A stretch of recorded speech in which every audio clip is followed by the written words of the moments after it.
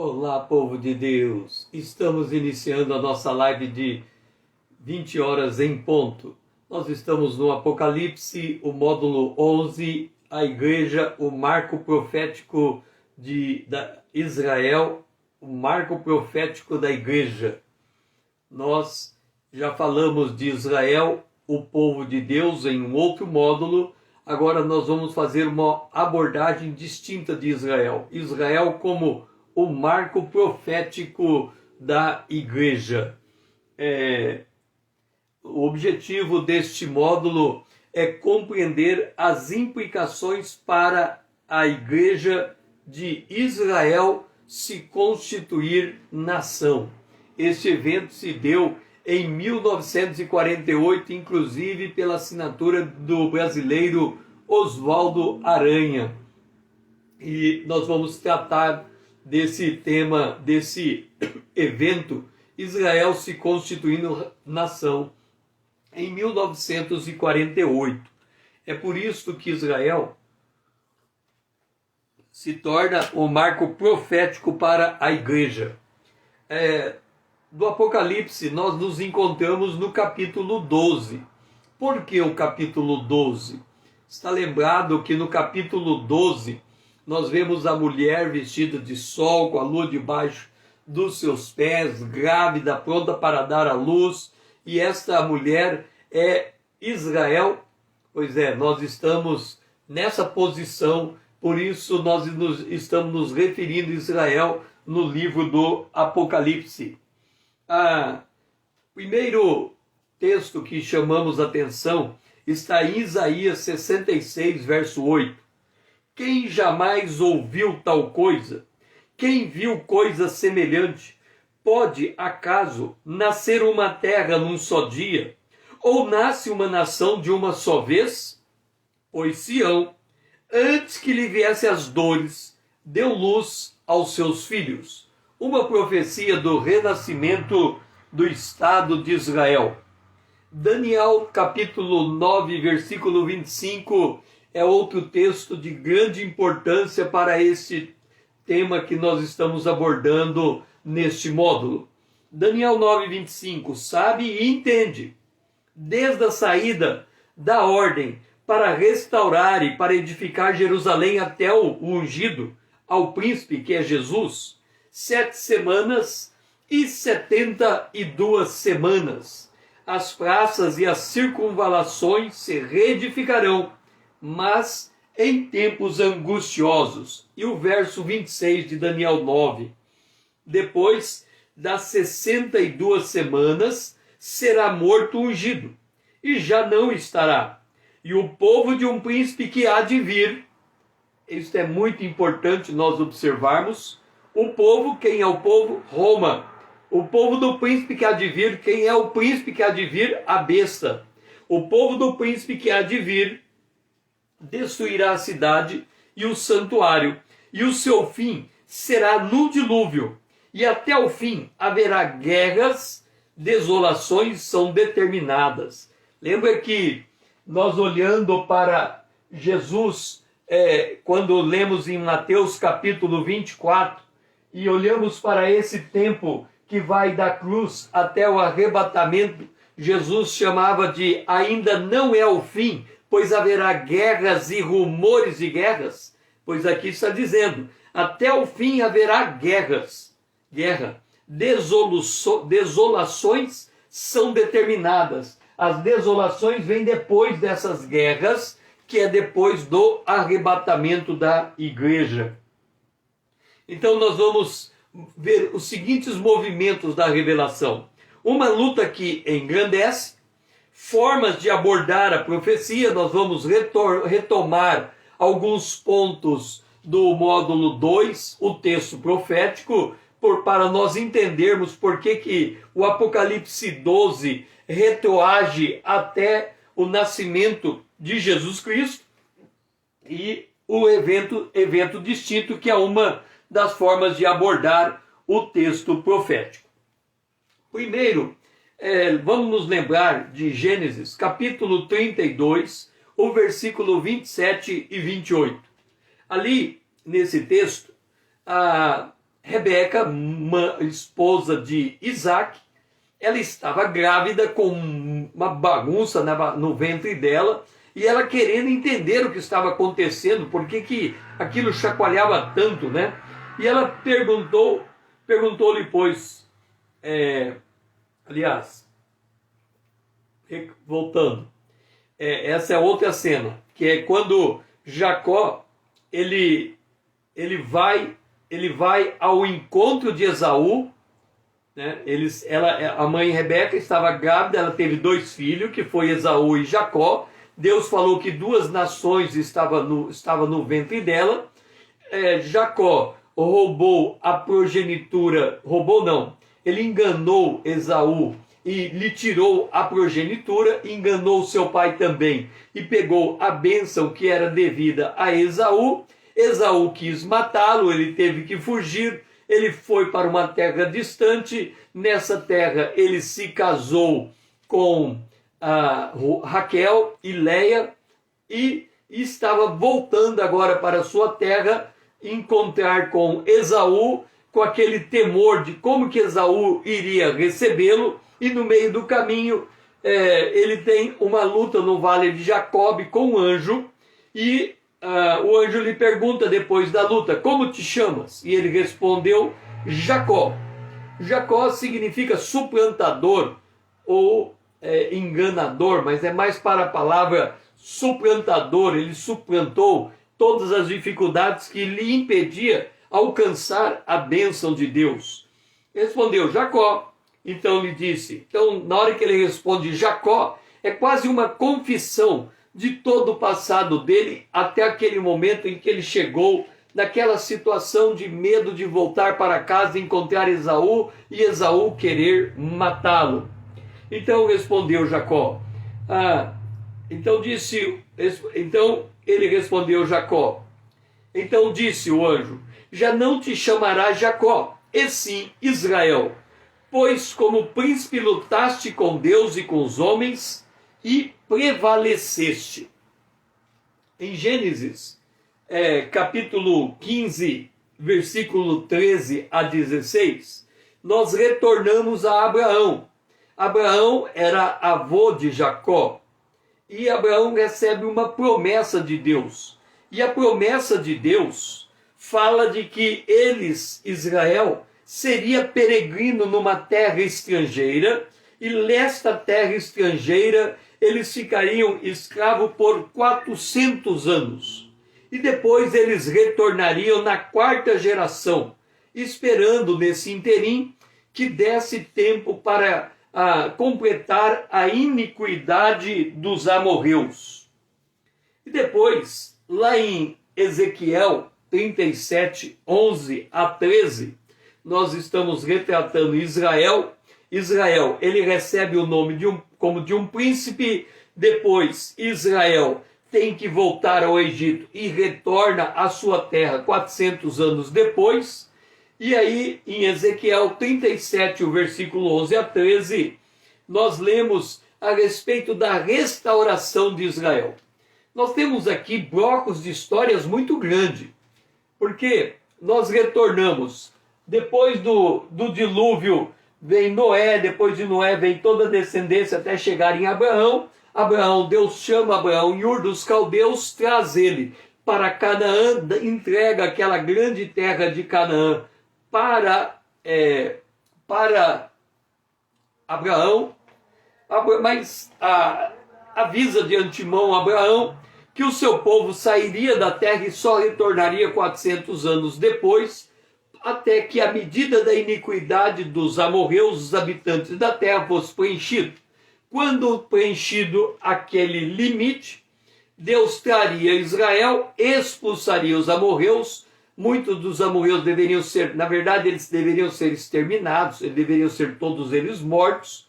Israel ocupa aquela terra, mas Israel se divide em 2 nações, Israel 10 tribos ao norte, 2 tribos ao sul, chamada Judá.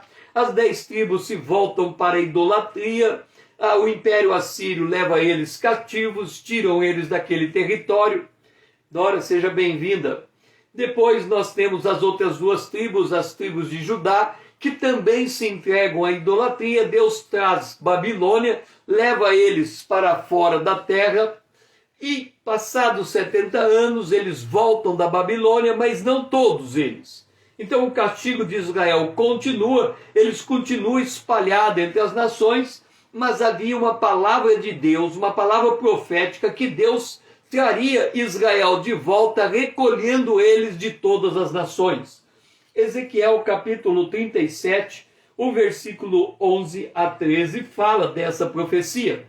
E diz assim: Filho do homem, esses ossos, um vale de ossos secos, são todas as casas de Israel. Eis que dizem: os nossos ossos se secaram, e pereceu a nossa esperança. Estamos de todo exterminados. Portanto, profetiza e diz-lhes: assim diz o Senhor Deus: eis que abrirei a vossa sepultura, e vos farei sair dela, ó povo meu, e vos trarei a terra de Israel. Sabereis que eu sou o Senhor, quando eu abrir a vossa sepultura, e vos fizer sair dela, ó povo meu. Deixe-me situar você na história. Aqui nós temos o dilúvio. O dilúvio. Um marco profético. Aqui nós temos Israel. Do dilúvio para Israel, Deus chama Israel para ocupar a terra de Canaã. Agora, vamos entender uma coisa, porque o que nós estamos falando parece ser algo extremamente estranho nos dias atuais. Deixe-me explicar. Hoje Israel está na sua terra, ok? Canaã é a terra dele, Jerusalém é a cidade de Israel. E há uma discussão do direito dos judeus ocuparem aquela área. Se nós examinarmos de maneira nua e crua a história mundial, o que é maneira nua e crua? Excluindo Deus da história. Vamos tirar por um instante Deus da história. Então, os homens aparecem na terra, sabe-se lá como? Uma suposição, nós não estamos olhando da perspectiva bíblica. Os homens aparecem na terra, eles se distribuem, cada povo no seu local, e há muitos embates entre esses povos, e uma hora um povo tem supremacia sobre o outro ou não. Nós podemos olhar nos grandes impérios que se formaram na história. Surgiu o Império Assírio, que dominou uma grande área, depois ele perdeu a sua força. Surgiu o Império Babilônico, que ocupou quase que as mesmas áreas, perdeu a sua força. Veio o Império Medo-Persa, perdeu. O Império Grego perdeu. O Império Romano perdeu, e assim vai. Esses impérios tinham um desejo em mente, os grandes impérios mundiais: dominar o mundo, uma nação dominando todas as nações.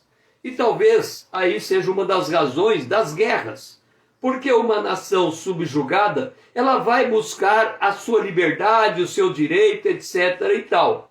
Então, guerra seria da natureza humana, até chegar num ponto em que as nações, se distribuindo sobre a terra, aceitassem que aquele pedaço é o seu quinhão e cada um respeitasse o outro, e aí nós teríamos as divisórias, as linhas limites de cada nação. Mas isso não é tão simples assim, olhando para o ponto de vista humano. Por quê? Porque vamos pegar o grande Brasil. O Brasil é dividido em estados, que é dividido em municípios, e muitos municípios estão lutando com outros municípios, discutindo o tamanho do seu território.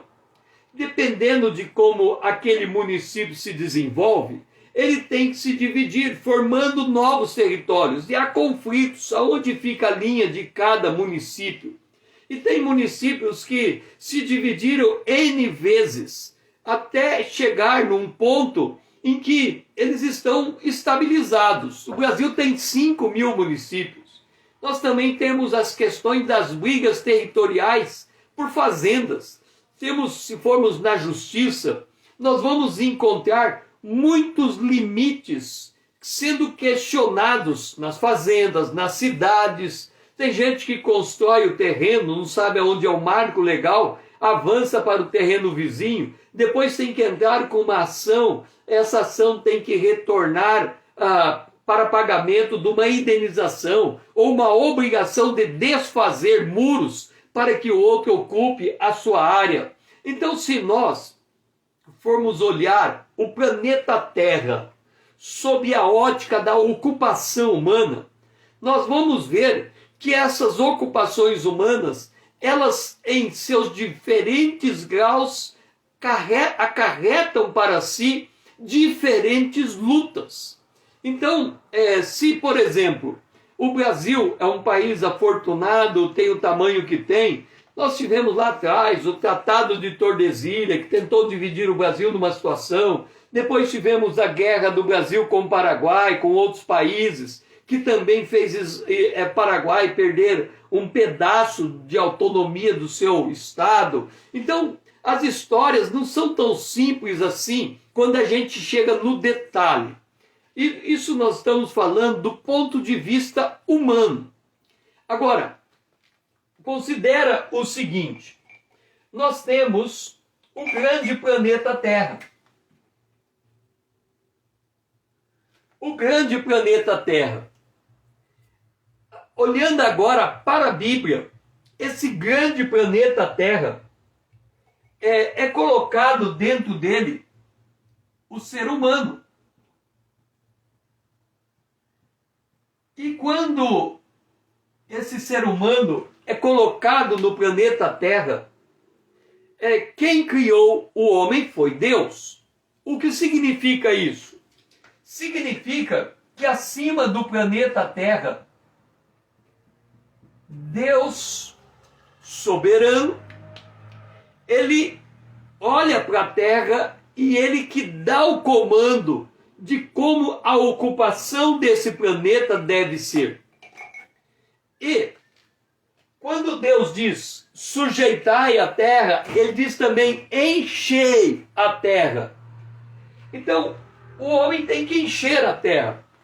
Agora, observa, esse Deus que tem o ser humano debaixo do seu senhorio, esse Deus, ele tem estabelecido uma lei, que é a lei moral. Esta lei moral é a lei que regula o comportamento humano. Então, quando Deus diz que lá em Canaã tem um povo chamado amorreu, e aquele povo amorreu tem um limite de iniquidade suportável aos olhos de Deus, ele está assumindo, Deus está assumindo o seu direito de intervir na história humana e colocar limite. Então, quando ele chega e diz assim, olha, o que acontece com este povo amorreu? Esse povo amorreu, ele preencheu todo o limite suportável de iniquidade. E aí Deus diz assim, este povo aqui, que é chamado o povo de Israel, será o meu braço executor para remover os amorreus deste lugar. Agora, Deus fala com Israel, vá a Canaã e remova os amorreus. Mate todos eles. A ordem era para matar e não deixar nenhum vivo. Só que nesta ordem havia algumas considerações a serem feitas. Israel não era um povo grande. Ele era um povo pequeno que ia ser grande. Então ele não poderia chegar e instantaneamente ocupar toda a extensão territorial da terra dos amorreus. Esta ocupação seria uma ocupação efetuada ao longo do tempo. Nós temos, por exemplo, Josué, que entra na terra prometida e durante toda a sua vida ele passa em guerras, executando o comando de Deus para tirar as nações daquele lugar. Aí alguém pode levantar e dizer assim: mas é injusto. Os amorreus já ocupavam aquele lugar. Como é que pode um povo como Israel entrar naquela terra e matar os que estavam ali? Na nossa cabeça humana, um povo não é diferente de um outro povo, e de fato não é. A Bíblia, aliás, diz que todos pecaram e todos destituídos foram da glória de Deus. Então, como pode Israel avançar contra os amorreus? Se nós olharmos do ponto de vista humano, é muita pretensão de um povo pequeno avançar contra um povo grande e ocupar aquele espaço de terra. Mas quem está dando a voz de comando é Deus, o Senhor, o juiz de toda a terra. Ele olha para aquele povo, o povo dos amorreus, e diz: acabou. Eu não posso deixar mais este povo continuar vivendo naquela terra. Aí você vem e me pergunta: César, por que Deus dá um comando para um povo chamado Israel avançar contra os amorreus e os liquidar todos? Lembra que a raça humana, ela passou pela experiência do dilúvio. E a experiência do dilúvio, nós podemos dizer, para o nosso entendimento, que ela foi uma experiência traumática para o homem, mas traumática também para Deus. Como assim traumática para Deus? Pegou Deus de surpresa? Não, não pegou Deus de surpresa. No plano bíblico, o cordeiro estava morto desde a fundação do mundo. Então Deus já sabia de antemão qual seria o comportamento do homem na terra. Agora, Deus salva, mas Deus também julga. Ele é juiz. Quem é que ele julga? Aquele que não quer ser salvo. Então, qual é o plano A de Deus? Salvação de toda a humanidade. Qual é o plano B de Deus? Quem não quer ser salvo, ele vai morrer naturalmente, vai ser ressuscitado e vai ser colocado diante de um trono branco, vai ser julgado de acordo com suas obras e vai ser lançado no lago de fogo. A morte eterna, também chamada segunda morte. Aí você vem e diz: mas qual é o sentido disso? Deus criou o homem, a imagem e semelhança dele. Deus criou o homem como um agente moral. E Deus criou o homem com responsabilidades e direitos. E quando o homem extrapola suas responsabilidades, ele tem que agir como ele agiu no dilúvio. Quando a iniquidade chegou a um ponto que corrompeu toda a terra, e Deus teve que mandar o evento chamado dilúvio, água que preencheu toda a terra e matou toda a humanidade, deixando somente 8 pessoas salvas, vivas, que foi a família de Noé. Imagina, se Deus deixa o povo amorreu alcançar esse nível de iniquidade, contaminando todo o planeta novamente. Deus teria que fazer de novo o que ele fez no dilúvio. Ele teria que destruir toda a terra novamente. Então era melhor trabalhar cirurgicamente contra um povo do que deixar aquele povo ir a uma proporção de iniquidade que poderia contaminar o planeta. Porque observa, entre Israel e o dilúvio, nós devemos nos lembrar que nos dias de Abraão tivemos Sodoma e Gomorra, cuja iniquidade chegou ao cúmulo de Deus ter que descer para enxergar pessoalmente o que estava acontecendo, fazer uma avaliação, e o resultado final da avaliação foi a destruição, com fogo descendo do céu, consumindo todo o povo de Sodoma e Gomorra. Hoje é uma terra densamente formada de cálcio, sal, coisa assim, como resquícios de uma explosão atômica, coisa desse tipo. É a terra de Sodoma e Gomorra, aonde se localizavam estes povos. Então, observa, este Deus que é juiz, ele pode não só determinar que um determinado povo não permaneça naquele lugar, como ele pode determinar que um outro povo ocupe aquele lugar. E aí vem a questão. Uma coisa é Deus dizer a Israel, ocupa Canaã. Outra coisa é o povo de Canaã concordar com a ocupação. E aí há uma guerra. Hoje, Deus diz a Israel, volte a ser nação. E ele vai para onde? Para Canaã. Por que Canaã? Porque lá atrás Deus disse, Canaã pertence a Israel. Agora, o mundo jaz no maligno. O mundo não reconhece os direitos divinos sobre a humanidade. Então, se ele olha para Israel entrando hoje em Canaã, ele diz, este povo é intruso, este povo não devia estar lá. Ora, se Israel não devia estar lá, ele devia estar aonde? Espalhado entre as nações, porque ele viveu por 2000 anos nesta condição. Observa, se nós olharmos a história de Israel, como ela se deu, à luz da palavra de Deus, nós estamos olhando para o livro do Apocalipse, e o livro do Apocalipse, nós encontramos uma mulher grávida para dar à luz a um filho que é Jesus. Essa história retroage. Então, neste ponto em que a história retroage, Israel, ele atinge o ápice da sua história, para depois o quê? Para depois ele ser levado, espalhado entre as nações por causa da invasão de Roma em Jerusalém, destruindo o templo, destruindo a cidade. Os judeus são espalhados e eles ficam sem nação até 1948, quando eles voltam a ser nação. E aí diz, eis que abrirei a vossa sepultura.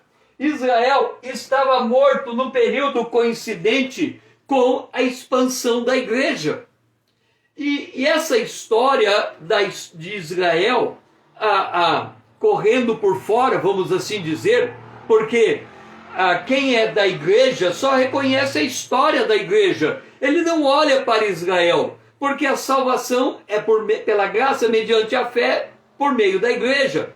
Então ele não observa o que Deus está fazendo, vamos assim colocar, por debaixo dos panos. Mas Deus está profetizando, diz, ossos se secaram, perdeu a esperança, eles não tinham esperança. E qual foi o evento gatilho para Israel voltar a ser nação? A Segunda Guerra Mundial. A morte de mais de 6 milhões de judeus em campo de concentração.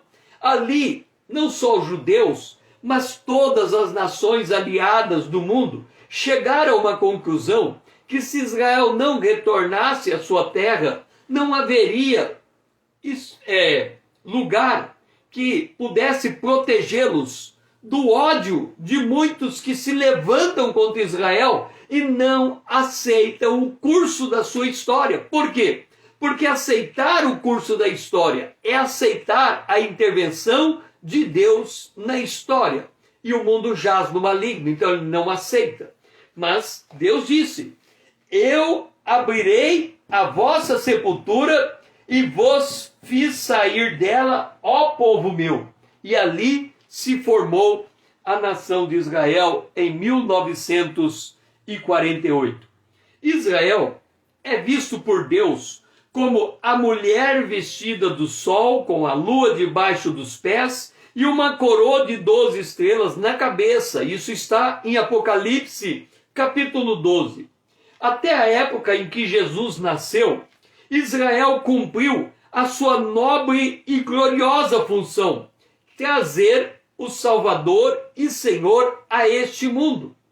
Lembra que essa promessa, ela começa na queda, lá no Jardim do Éden, quando Deus disse que da mulher ele tiraria a semente que pisaria a cabeça da serpente. Esta mulher veio a ser Maria, que deu luz Jesus, verdadeiramente Deus, verdadeiramente homem, concebido pelo Espírito Santo, por isso ele é verdadeiramente Deus, no ventre de Maria, por isso ele é verdadeiramente homem, e ele nasceu para ser o Salvador e o Senhor, o Messias, o Rei de Israel. Findo essa missão, quer dizer, cumprido esse desígnio de Israel, veio o endurecimento em parte a Israel. E aí Israel caiu na clandestinidade da história. A história, o foco do mover de Deus, que dá brilho, que dá glória, que traz, que é colocada à vista de todos, é a história da igreja. Enquanto a igreja está desenvolvendo a sua história, e nós colocamos este cruzar das igrejas pelos séculos, que foram as 7 cartas das igrejas ao Apocalipse, Israel endureceu. Mas em Romanos 11, 25 é dito: o endurecimento veio em parte em Israel, até que haja entrada a plenitude dos gentios. Quando é que vai ser essa plenitude dos gentios? Essa plenitude dos gentios vai ser num período que antecede a volta de Jesus. Se nós pegarmos, podemos dizer que os gentios começaram com aquelas 5 nações que já caíram, que nós vimos no módulo anterior. Lá no Egito, depois a Assíria, depois o Império Babilônico, depois o Império Medo-Persa, depois o Império Grego, depois o Império Romano.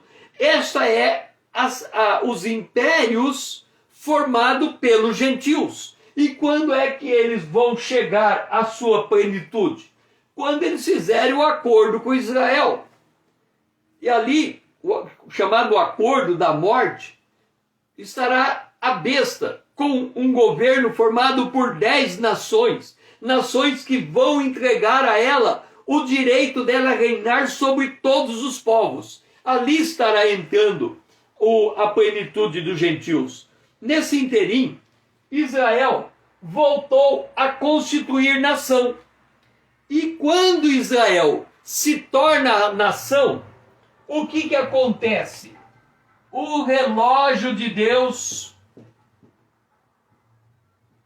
começa a fechar o prazo do cumprimento de todas as profecias. Ou seja, a partir do momento que Israel se tornou nação, é como se o relógio de Deus desse uma super acelerada para chegarmos no tempo do fim.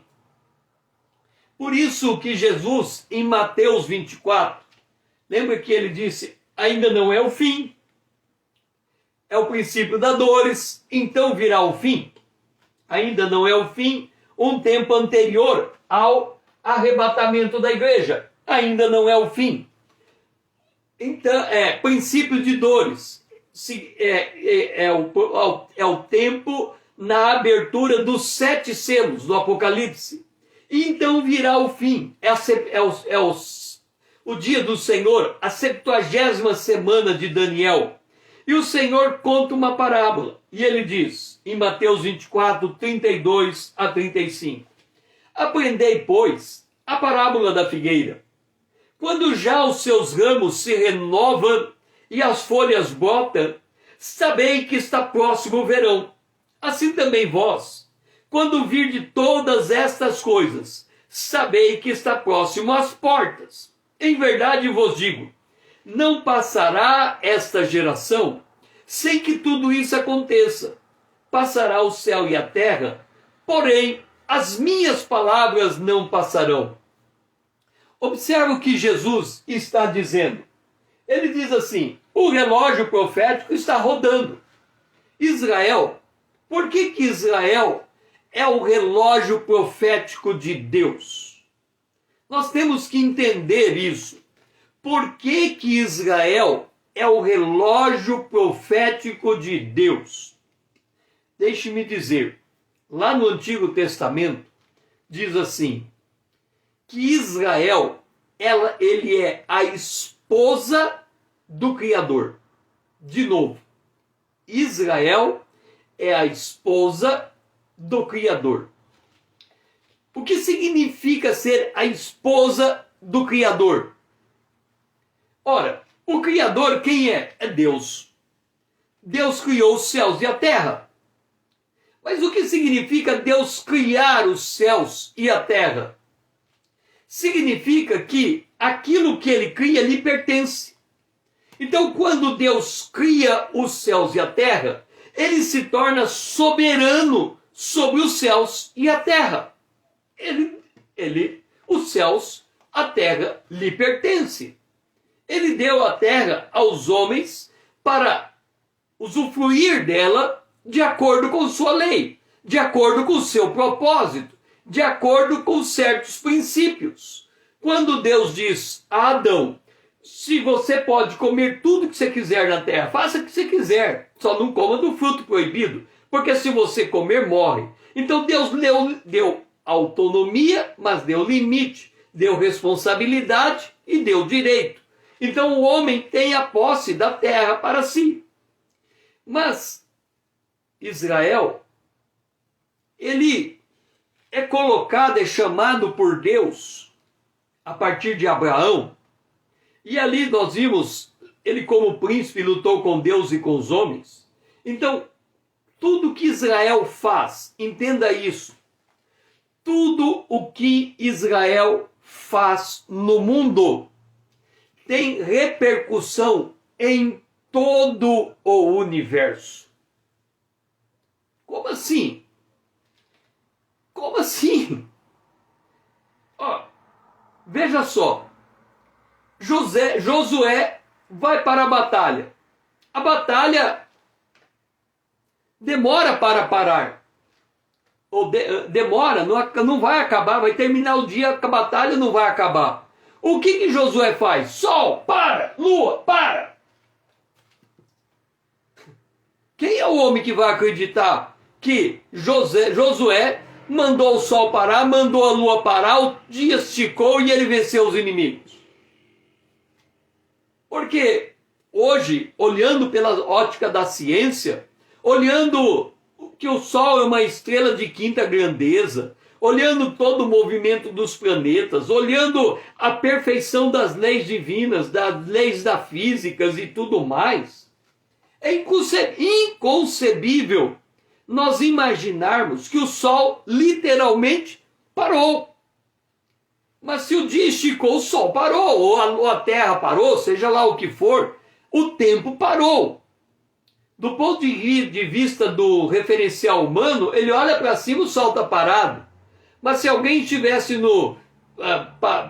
numa arca, numa nave espacial, e estivesse olhando para a Terra, poderia ver a Terra parada, não o Sol, já que a Terra gira em torno do Sol. Como que Deus executou essa proeza? Não sei, mas Deus executou. E esse Deus que executou essa proeza é o mesmo Deus de Gênesis capítulo 1, versículo, no 5º dia, criando os luminares e dizendo que os luminares é para a marcação de dias, horas, meses e anos, estações e tempos. Então Deus tem o domínio do tempo na sua mão. E quando ele movimenta Israel no domínio do seu tempo. Israel só volta a ser nação porque Deus disse, é hora de ser nação, não é da noite para o dia, assina aí o documento, Israel é nação. Não pode passar daquele dia. E há uma contagem profética para chegar naquela data. Então Israel, quando ele se movimenta, nós temos que ter olhos espirituais para olhar o mundo invisível, para saber que alguma coisa está se movimentando no mundo invisível. Então, do ponto de vista natural, Israel é uma nação pequena. Do ponto de vista espiritual, lutar contra Israel é lutar contra Deus. Vimos aqui Jacó, como o príncipe lutasse com Deus e com os homens. Então Israel, ele é distinto. E aí, o que Deus diz? Olha para Israel. Olha para Israel. Olha, porque quando Israel voltar a ser nação, assim como uma figueira, quando muda a maneira da sua folhagem se comportar, é porque o verão está se aproximando. Se Israel voltou a ser nação, Israel, alguma coisa está acontecendo. Deixe-me dizer uma coisa que talvez seja duro para a igreja. Desde 1948, entenda isso, desde 1948, a igreja se tornou dispensável na terra. Você vai dizer, como assim? O que a igreja espera? Ser arrebatada. Se houver o arrebatamento, o que vai acontecer junto? Os mortos em Cristo ressuscitarão primeiro e os que tiverem Cristo serão arrebatados. Então vamos que agora a igreja saia da terra. Se a igreja sair, quem é que fica? Israel. Ou seja, enquanto Israel estava rebelado, desobediente, morto, não era nação, a igreja era a glória de Deus na terra. Mas a partir do momento que Israel voltou a ser nação, a igreja pode ir embora. Isso significa, sabei que está próximo às portas. Se Israel voltou a ser nação, o arrebatamento pode acontecer ontem. Deveria ter acontecido ontem, ou antes de ontem, ou há 10 dias atrás, ou há um mês atrás, ou desde 1948. O arrebatamento já tinha que ter acontecido. Por quê? Porque Israel já está no seu lugar de direito, aguardando o tempo do fim. Por isso, a ordem é, em verdade vos digo, não vai passar uma geração e tudo isso vai acontecer.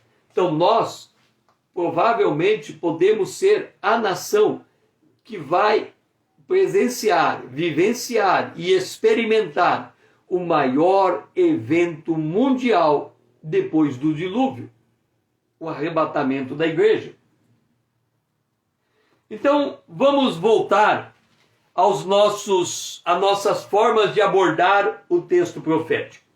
Você se lembra que nós mostramos que um texto profético pode ser lido de diferentes maneiras, 9 diferentes, eventos distintos, simultâneos, sumarizados, alongados, pausados, elipsados, antecipados, retrospectivos e completivos. Vamos voltar a um desses eventos. Você lembra que nós citamos Daniel 9:25, que diz assim: desde a saída da ordem para restaurar e edificar Jerusalém até o Messias, o príncipe, 7 semanas e 62 semanas. O texto profético aqui, ele está tratando de 2 tempos distintos. A ordem para restaurar e edificar Jerusalém e a ordem e o momento em que o príncipe será morto. 2 eventos e um tempo entre eles. Isso numa única sentença. É como se você chegasse no cemitério e olhasse lá, data de nascimento e data da morte. Você olha para aquele indivíduo e pela conta ele viveu 70 anos. Você não sabe o que ele fez em 70 anos de vida, mas sabe que tem aqueles 2 marcos. Antes daquela data ele não existia, depois daquela data ele morreu, ele já estava morto. Então a vida dele está circunscrita naquela data. Isso são eventos distintos que nós temos que identificar em uma mesma sentença do texto bíblico. Então, a pergunta que a gente faz, e agora vamos para o movimento da revelação, é: como que a Bíblia conta o tempo? Vamos relembrar da aliança palestina. Quando nós, naquele módulo de Israel, nós falamos da aliança palestina, e vamos lembrar dos termos da aliança palestina, que vai refletir em 1948. Bom, a pergunta é: como Deus conta o tempo? Em Gênesis 1,14, diz assim: disse também Deus: haja luzeiros no firmamento dos céus, para fazerem separação entre dia e noite, e sejam eles para sinais, para estações, para dias e anos. Bom, primeira coisa que nós temos que entender: o tempo pertence a Deus. Ele determinou o tempo. A Bíblia diz que Jesus veio na plenitude do tempo, ou seja, quando todas as profecias estavam devidamente alinhadas, juntamente com a história, com a geografia, com tudo, com todo o movimento das nações, Jesus veio no tempo aprazado, no tempo determinado por Deus, no tempo em que tudo confluiu para aquele instante. Deus interviu na história. Então, quando você lê o Verbo se fez carne, nós estamos dizendo que Deus, que habita no espaço transcendental, interviu na história natural. Ele se fez homem. Então, ele marca o tempo. O tempo está na mão de Deus. O tempo cumpre desígnios proféticos. É que nós não temos o conhecimento suficiente da Bíblia para conseguir entender os tempos dos homens. Mas Deus sabe o tempo de cada vida. É por isso que Moisés, no Salmo de número 90, ele diz: Senhor, ensina-me a contar os meus dias para que eu alcance coração sábio. Então nós temos que aprender a contar o tempo na lógica de Deus, não na nossa lógica. Porque na nossa lógica nós vamos falhar, mas na lógica de Deus nós vamos entender os propósitos divinos por detrás do tempo. Bom, em Gênesis capítulo 7, versículo 11, falando da contagem do tempo no dilúvio, nós lemos: no ano 600 da vida de Noé, aos 17 dias do segundo mês, neste dia, romperam-se todas as fontes do grande abismo e as comportas dos céus se abriram. Então aqui está quando começou o dilúvio. No 17 dia do segundo mês do ano 600 da vida de Noé. Em Gênesis capítulo 8, versículo 3 e 4, nós lemos: as águas iam escoando continuamente de sobre a terra e minguaram ao cabo de 150 dias. Quer dizer, do dia 17 do segundo mês, passados 150 dias, a água mingou. Por que é importante nós sabermos que foi no dia 17 e passou 150 dias? Porque 150 dias depois, nós estamos no dia 17 do sétimo mês do ano 600 da vida de Noé. A arca repousou sobre o monte Ararat. Então, o que nós temos aqui? Nós temos a contagem de tempo na ótica de Deus. Ele tem o dia 17 do segundo mês, que vai até o dia 17 do sétimo mês. Qual é esse tempo? O tempo entre esses dois períodos aqui é de 150 dias, que dá dias de 30 meses de 30 dias. O que significa meses de 30 dias corrido? É o relógio lunar. A lua marca o tempo de 30 em 30 dias. O judeu segue a sua cronologia temporal baseado no ciclo lunar, que é de 30 em 30 dias. O nosso tempo é de 365 dias no ano, ele não segue esse ciclo lunar. Por isso que há uma diferença de data entre a data civil que nós temos e a data da marcação do tempo que Israel tem, porque Israel não leva em conta outras variantes senão o ciclo lunar. Então, considerando-se do 17 do segundo mês ao 17 do mês 7, passaram 150 dias ou 5 meses completos, portanto, mês de 30 dias lunares. O que significa isso? Significa que quando olhamos para o Antigo Testamento, para fazermos cálculos proféticos, nós temos que nos lembrar que a contagem de tempo no Antigo Testamento é baseado no ciclo lunar de 30 dias cada mês. Ano lunar com 12 meses de 30 dias, portanto, mês-ano de 360 dias lunares. Veja que há uma diferença com a nossa contagem de tempo. Nós contamos o ano como sendo um ano de 365 dias. E Israel conta o ano como um ano de exatos 360 dias. Agora que nós temos na memória o tempo como ele é contado na Bíblia, isso nós vamos lá na frente utilizar essa marcação temporal, vamos voltar à Aliança Palestina. Por quê?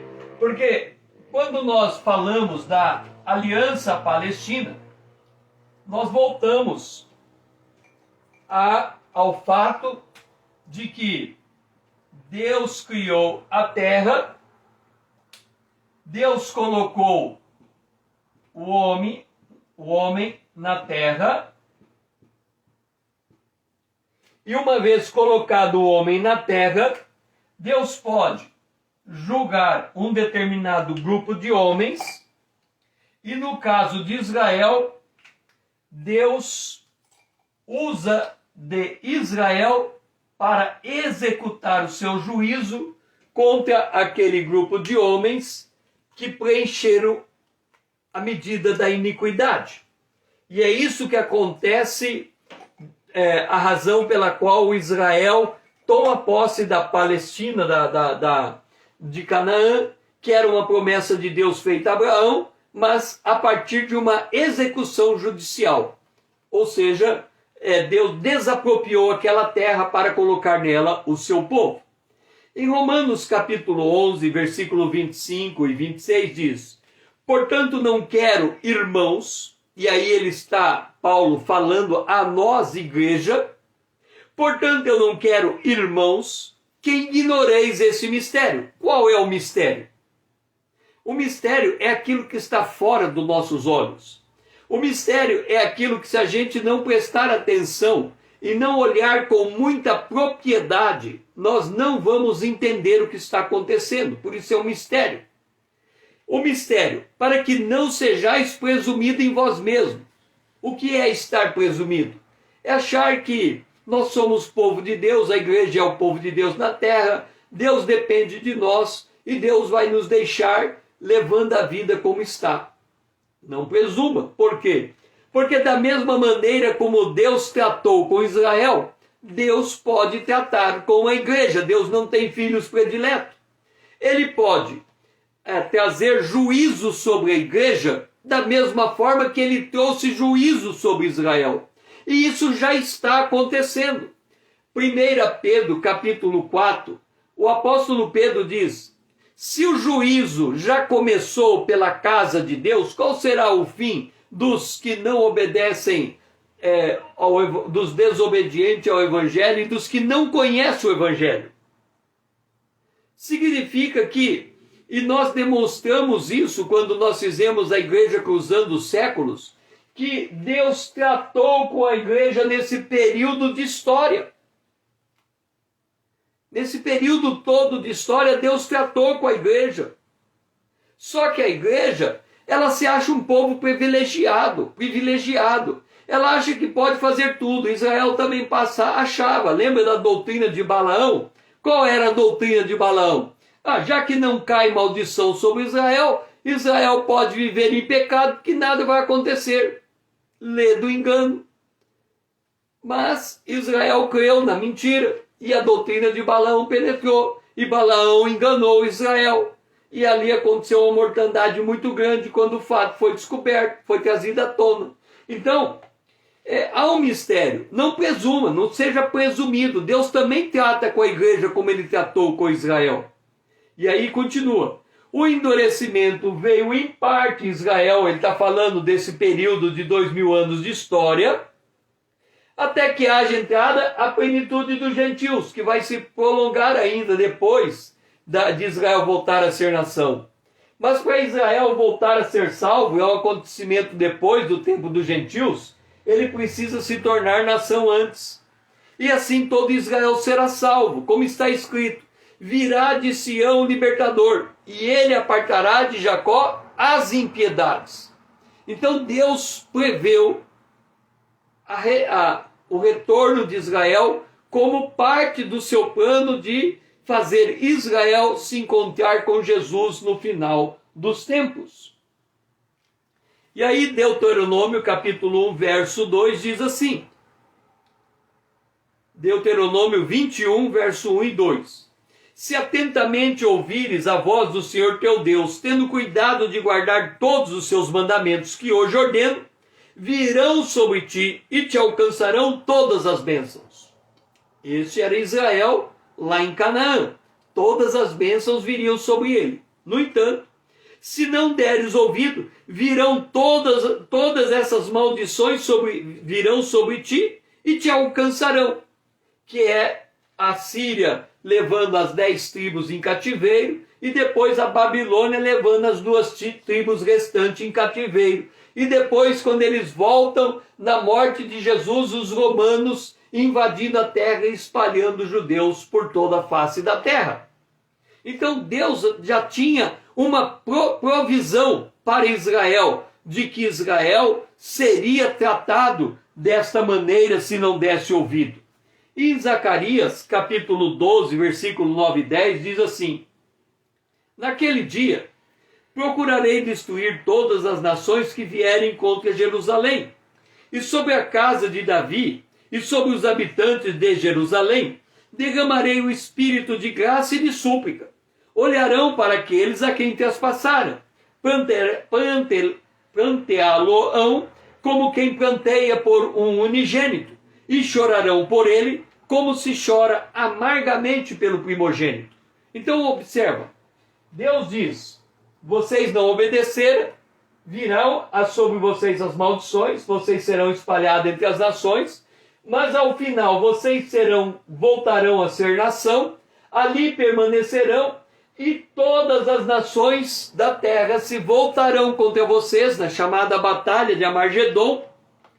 Mas antes de que Israel fosse destruído, por causa de vir todas as nações contra Israel, Deus vai fazer naquele instante Israel se converter a Jesus Cristo. E aí termina a história como a gente a conhece. Observa um detalhe. Para Israel voltar a ser nação, eles passaram pela Segunda Guerra Mundial. 6 milhões de judeus morreram. E aí eles viram a necessidade de Israel voltar a ser nação. Agora, o que mais eles terão que passar para eles perceberem a necessidade que eles têm para se converter a Jesus Cristo? Esta será a chamada Batalha de Amargedon, quando todas as nações da terra vão se voltar contra Israel. E a situação será tão dramática que, se não fosse abreviada aqueles dias, nenhuma carne se salvaria. Mas por causa dos escolhidos, Deus volta, Jesus volta, montado em seu cavalo, seguido por todos os santos ressurretos e arrebatados, juntamente com ele, para Israel ser salvo naquela última hora. Estamos terminando esta live. Espero encontrar com vocês amanhã às 20 horas em ponto para darmos continuidade na análise da aliança palestina. E nós podemos entender o propósito de Deus com Israel e por que Israel se torna esse notável relógio profético para a igreja. Venha fazer parte da minha comunidade, se inscrevendo no meu canal no YouTube e aqui no Instagram. Vamos tornar essa conta relevante para que essa mensagem chegue mais longe. E eu também convido você a enviar esse vídeo aos seus amigos. Me ajude a despertar o povo de Deus nesta última hora. Dora, foi muito bom ter você aqui comigo. Que o Senhor seja louvado e você tenha um restante de dia na presença de Deus.